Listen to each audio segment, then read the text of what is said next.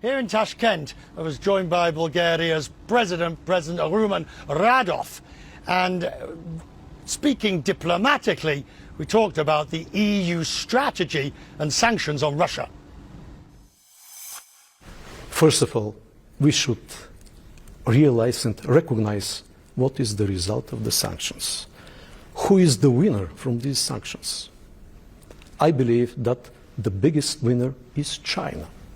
Why? Because China enjoys cheap Russian energy resources. China enjoys Russian military technology. We withdrew our companies from Russia and opened the big Russian market to Chinese companies. So China benefits from these sanctions. And the sanctions linked Russia and China closely. The problem that I think a lot of people with your position, how do you end up with a ceasefire or a peaceful solution that doesn't reward the initial aggression of Russia? This is extremely difficult political and moral dilemma we are approaching, because we need to understand the nature of this war. The Americans say this is boots on the ground warfare. This is a fight for every inch of territory. And the most important asset in this war is not the weapons, it is the people. But we are approaching the moment when Ukraine could run out of people to defend itself. On the other hand, do you think that Russia is going to step back from Crimea and other regions? We have two options.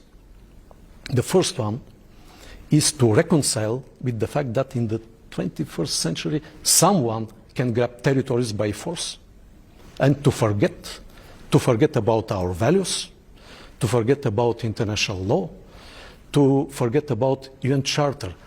Are we going to agree with this? Then what should we do? To send troops, NATO forces, to defend Ukraine and to push the Russians back to the borders of 1991. What does it mean? Third World War with maybe devastating nuclear consequences. This is the biggest dilemma. That's why I strongly support the efforts of the new US administration to initiate peace process between Russia and Ukraine. You're a former military man, so you do not want to fight. I want to avoid fighting. Exactly. Yes, one thing I've always known about the military, the last thing you want to do is fight. But in this case, to come to a solution that is a just and peaceful solution. I believe that we have three instruments to influence the peace process: military, economic, sanctions, and diplomacy. We have not harnessed the full potential of diplomacy yet.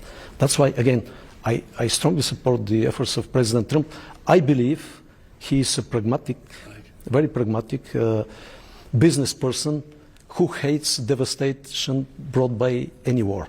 And my, disappointment is that he still does not find enough support within the EU for his peace efforts. Because, yes, he's pragmatic, he's realistic, but some European leaders refuse to recognize the realities on the battlefield.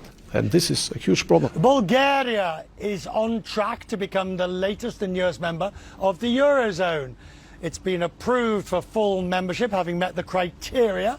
It could argue, some say, will boost economic stability and growth. It's a debate that's been going in Bulgaria for some years. Others say higher prices and loss of independence. And indeed, if you look at the polls, they do seem to be split on whether Bulgaria should actually join in January. The president of the country believes there should be a referendum. And I asked him why. This is a result of so to say, conservative financial policy throughout the years of hard work and sacrifice. All this is paid by the Bulgarian people. We expect to bring benefits to our economy. But there is no consensus in our society, not about the euro, but are we ready to accept the euro in 2026? Well, this is the question. You've been at it for years. I mean, it's not like it's suddenly come round the corner. Surely the time for a referendum would have been earlier. Yes, but everything is so dynamic. Everything changes, even in the European Union. Why did UK left the European Union at all? And in 18 countries out of 27 today, they held a referendum for joining EU with this binding agreement to introduce the single currency. So are you saying you still wish a referendum between now and the date upon which of joining? Perhaps I'm old-fashioned, but I strongly believe in democracy. You see, some leaders, they believe in technocracy. Some other leaders believe in economy as a driving engine. But without democracy, if there is no democracy, the entire social construct is doomed. That's why I initiated a referendum on our readiness to join the Eurozone in 2026. Does a constitutional crisis exist in Bulgaria between a PM who says we're going in and an elected president who says not so fast, only after a referendum? No.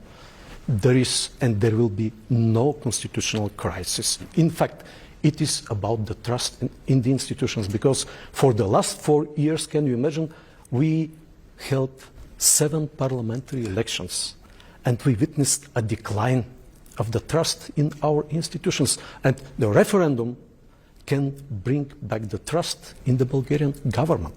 So much of European countries' trade relations is dealt with at the EU level. But I'm guessing you're trying to build some form of bilateral relationship, not just with Uzbekistan, but around this whole region. The Central Asian countries are of growing importance for the European Union. Bulgaria provides the most important part, the connectivity.